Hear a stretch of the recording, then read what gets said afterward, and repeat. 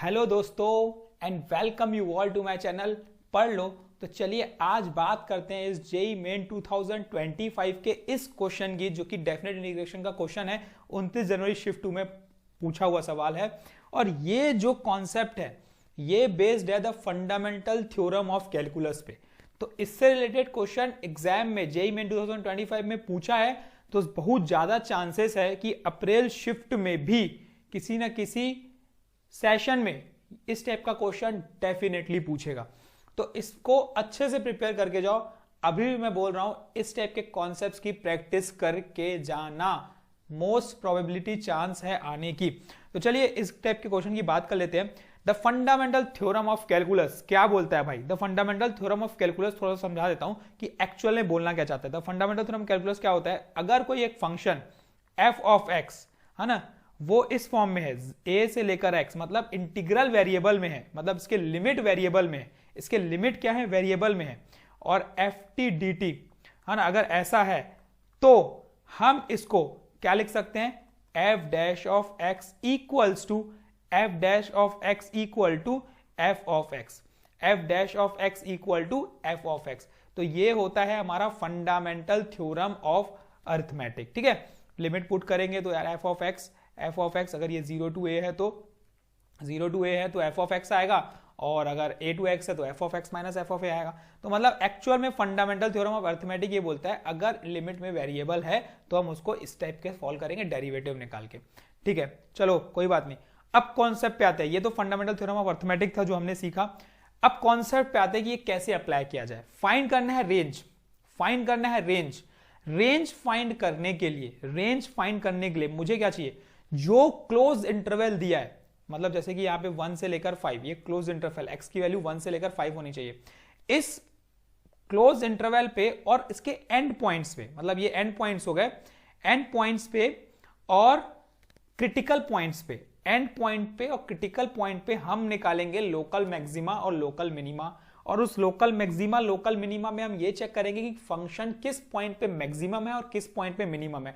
तो हमें जिस पॉइंट पे मिल जाएगा कि इस पॉइंट पे भाई ये फंक्शन मिनिमम है और इस पॉइंट पे भाई ये फंक्शन मैक्सिमम है, तो वो हो जाएगी इसकी रेंज, वो हो जाएगी इसकी रेंज।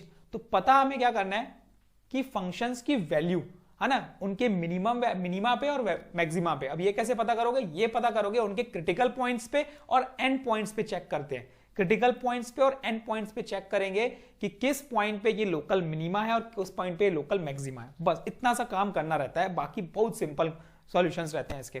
तो अगर ये कॉन्सेप्ट समझ गए तो अब इस सॉल्यूशन पे आते हैं। जैसे फंक्शन देखो एफ ऑफ एक्स है, वेरिएबल दिया है limit 0 to x T square minus 90 plus 20 plus C. तरीका क्या है मुझे पता है। देखो हम क्या करेंगे? एफ डैश ऑफ एक्स करेंगे। क्रिटिकल पॉइंट निकालना है, लोकल मैक्सिमम लोकल मिनिमम, तो मुझे एफ डैश ऑफ एक्स की जरूरत पड़ती है। ठीक है, फंक्शन को डेरिवेटिव करके सॉल्व करते हैं हम लोग। ये क्या बन जाएगा? इसको सॉल्व करेंगे हम तो ये बन जाएगा हमारा x into x square minus 9x plus 20 है ना।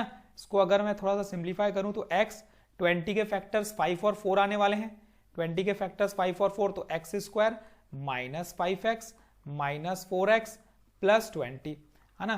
फैक्टराइज कर दो, x इंटू एक्स माइनस 5 हो जाएगा एक, और एक हो जाएगा x माइनस 4 हो जाएगा। ठीक है, अब ये 3 पॉइंट से मैं इसको अगर इक्वेट करूंगा 0 के साथ तो 3 पॉइंट इसके निकलेंगे। अब वो 3 इसके क्रिटिकल पॉइंट्स हो गए। क्या हो गया भाई? एक हो गया 0, एक हो गया 4, एक हो गया 5। अब चेक करने की बात है, यहां पॉजिटिव, ये नेगेटिव, ये पॉजिटिव, ये नेगेटिव। इतना चीज हम समझ गए है ना। अब लोकल मिनिमा लोकल मैक्सिमा हमने बताया कैसे निकालते हैं। जब भी नेगेटिव से पॉजिटिव की तरफ जाता है तो उस पॉइंट पे वो लोकल मिनिमा हो जाता है। मतलब इस पॉइंट पे नेगेटिव से पॉजिटिव की तरफ जा रहा है तो ये पॉइंट पे लोकल मिनिमा हो जाएगा। वैसे ही ऊपर से पॉजिटिव से नेगेटिव की तरफ जाएगा तो उस पॉइंट पे हमारा क्या हो जाएगा? ये लोकल मैक्सिमा हो जाएगा। फिर जब नेगेटिव से पॉजिटिव की तरफ जाएगा तो वो लोकल मिनिमा हो जाएगा। तो इतना कॉन्सेप्ट अपने को पता है। ठीक है, अब इसको सॉल्व कैसे किया जाए अब समझते हैं। ठीक है, अब यहां पे मुझे पता चल गई है इसकी 3 वैल्यू है। एक x की वैल्यू 0, एक x की वैल्यू 5, एक x की वैल्यू 4। तो हमें चेक करना है एंड पॉइंट्स और क्रिटिकल पॉइंट पे। एंड पॉइंट्स और क्रिटिकल पॉइंट पे फंक्शन क्या है? Local minima maxima. लेकिन x इक्वल 0 तो हम लेंगे नहीं, ये तो हट गया भाई। हम चेक करेंगे 5, 4 और एक x इक्वल टू 1, क्योंकि इसका एंड पॉइंट है 1 से लेकर 5 में इंटरवल लेना है। तो हमको चेक करना है 3 पॉइंट पे, 1, 4 और 5 पे, कि लोकल मैक्सिमा लोकल मिनिमा। एक तो ग्राफ के थ्रू भी आप पता कर सकते हो, कोई दिक्कत नहीं है, ग्राफ के थ्रू पता चल जाएगा कि कहां पे लोकल मैक्सिमा है, कहां कितने लोकल मैक्सिमा है, कितने लोकल मिनिमा है, ये पता चल जाएगा। लेकिन क्या वैल्यू है वो तो हमें फंक्शन से पता चलेगी। तो अब ये x की वैल्यू मैं पुट करूंगा फंक्शन में, तो लेकिन फंक्शन को सॉल्व करना पड़ेगा यार। तो f ऑफ x निकालना पड़ेगा पहले तो मुझे। तो f ऑफ x के लिए मुझे क्या करना पड़ेगा, उसको इंटीग्रेट करना पड़ेगा। हमें क्या करना पड़ेगा, फंक्शन को इंटीग्रेट। ठीक है, तो चलो समझने के लिए हम अब फंक्शन को क्या कर देते हैं, फंक्शन को हम कर देते हैं इंटीग्रेट। अब इजी है, कुछ नहीं है, फंक्शन को बस इंटीग्रेट करना है 0 से लेकर x। ठीक है, ये क्या बन गया, इंटीग्रेट करने पे वैल्यू इंटीग्रेट कर देते हैं डायरेक्ट, x ही तो पुट करना है हमें। इंटीग्रेट करने पे ये मिलेगा, x क्यूब है, x क्यूब है ये ना, x क्यूब, तो ये बन जाएगा x के पावर में 4/4। ठीक, आगे चेक करते हैं, माइनस 9x स्क्वायर, तो minus 9x cube minus 9x cube by 3 plus यहाँ पे क्या है देखो 20x, तो 20x square, 20x square by 2 है ना। लिमिट पुट करने पे वैल्यू ये आने वाली है। फंक्शन देखो, ये हमने क्या बताया, पहले फंक्शन बनाया। फंक्शन बनाना था इसीलिए क्योंकि मुझे उन पॉइंट्स पे, क्रिटिकल पॉइंट और एंड पॉइंट पे इस फंक्शन की वैल्यू चाहिए, तभी मैं बता पाऊंगा कि मिनिमा कहाँ है और मैक्सिमा कहाँ है, मैक्सिमम वैल्यू कौन सी है और मिनिमम वैल्यू कौन सी है। तो अब देखो, अब सब्स्टिट्यूट करते हैं 1, 5 और 4, तो पुट x इक्वल टू 1, सबसे पहले 1, तो f of 1 equal to 1/4 minus 3 plus 10, कितना बन गया 1/4 प्लस 7/1, तो ये वैल्यू मिल गई 4, 29/4। ठीक है, ये आ गई f ऑफ 1 पे वैल्यू। 29/4 को अगर मैं अप्रोक्सीमेट सॉल्व करता हूँ, 29/4 को अप्रोक्सीमेट सॉल्व करेंगे तो ये आ जाएगा 7.25, अप्रोक्सीमेटली 7.25। ठीक है, अब दूसरे की बात करते हैं, x इक्वल टू 1 तो हो गया। अब हम बात करते हैं पुट x इक्वल टू 4 कर देता हूं। ठीक है, तो f ऑफ 4 इक्वल टू, ये बन गया 4 क्यूब, 4/4, तो माइनस 3 इंटू 4 क्यूब, ठीक, प्लस 10 इंटू 4 स्क्वायर। सॉल्व कर लो भाई, 64 माइनस 3 इंटू 64, 64 इंटू 3 करेंगे तो कितना होगा, 64 इंटू 3 करेंगे तो, अरे ये क्या हो गया, 64 इंटू 3 साइड में कर लो भाई।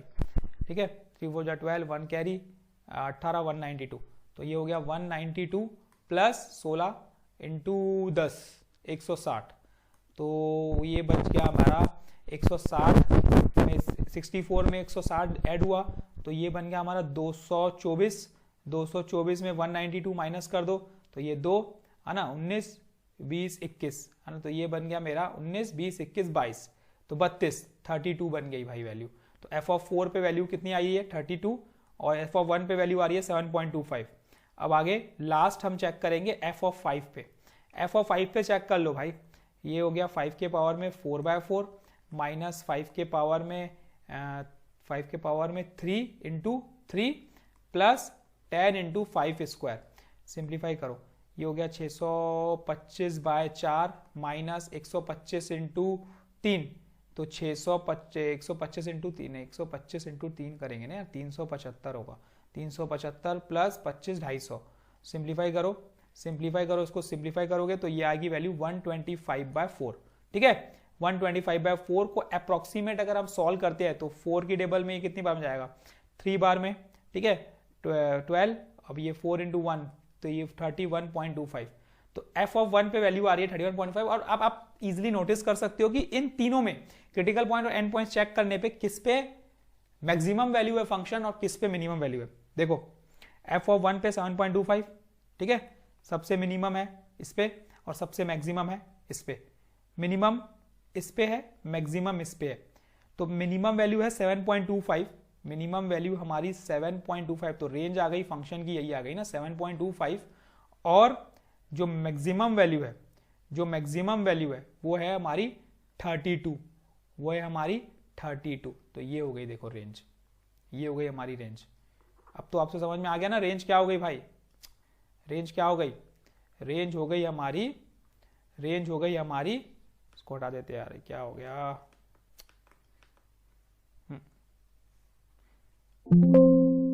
रेंज हो गई हमारी यहाँ पे 7.25, 32, ये हो गई रेंज। तो ये अल्फा को पकड़ लो, इसको बीटा को पकड़ लो। अब फाइन क्या करना था उस पर देख लो। फाइन करना था 4 into alpha plus beta, 4 into ये अल्फा प्लस ये बीटा, तो ये आ गया 4 इंटू 39.25। चलो भाई 4 इंटू 5 20, 0 2 कैरी, 4 2 जा 8 10 0 है ना, 1 कैरी 4 9 36 37, 3 कैरी 4 या 12 और 1, तो 157। तो अब 157 इसका आंसर हो चुका है। तो अगर हम देखेंगे ऑप्शन में देखेंगे तो yes, D is a correct answer of this question. ठीक है, तो देखो fundamental theorem of calculus questions बहुत इजी हैं, सिंपल है, छोटा सा कॉन्सेप्ट है, आपको दिमाग में रखना है और आपको सॉल्व करना है। इस टाइप के क्वेश्चंस अभी 2025 में बहुत सारे पूछा है ना। अब देखोगे ना, आप डेफिनेट इंटीग्रेशन में तो हम लोग किए हैं, 2-3 क्वेश्चंस और भी किए हैं इसके पहले, और आगे एक क्वेश्चन मैं और भी कराऊंगा इससे रिलेटेड, तो आपको क्लियर हो जाएगा कि इस टाइप के क्वेश्चंस किस तरीके से बनाते हैं। ठीक है, तो ये कॉन्सेप्ट पढ़ के जाना, इससे रिलेटेड प्रैक्टिस करके जाना, डेफिनेटली चांसेस है आने का, पूछेगा 4 नंबर अच्छी, तो भाई प्रिपरेशन करके जरूर जाना। कुछ डाउट है तो you can ask in comment section, मैं आपका डाउट डेफिनेटली क्लियर करूंगा। बाकी all the best, keep practicing, practice करते रहो। मेरे वीडियोस कंटिन्यूअसली यहाँ पे चैनल पे आते रहेंगे, मैं कोई ना कोई कॉन्सेप्ट आपके सामने लेते आके जाऊंगा, समझा के जाऊंगा। ठीक है, तो मैं रुकने वाला नहीं हूं। आपको क्या करना है, चैनल पे जुड़ना है, चैनल को सब्सक्राइब करना है, दोस्तों में शेयर करना है, बाकी तो बस प्रैक्टिस है। तो thank you and all the best.